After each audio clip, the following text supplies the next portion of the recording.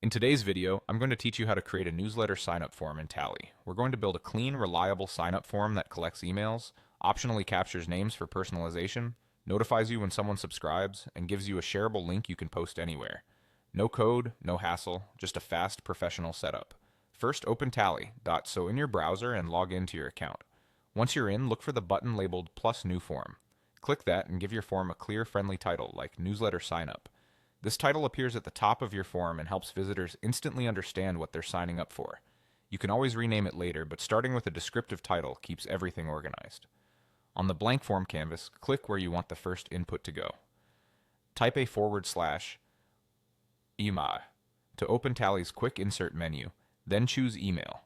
Using the email field is important because it automatically validates entries, so you only collect properly formatted addresses. This reduces errors and helps keep your list clean. If you'd like a bit of personalization, you can also add a name field. This is optional, but it's great if you plan to address subscribers by name in your emails. Just place your cursor where you want it, type Hakima Inishut, and select the name field. You can keep it simple with a single name field or add first and last name separately, depending on how you plan to use the data.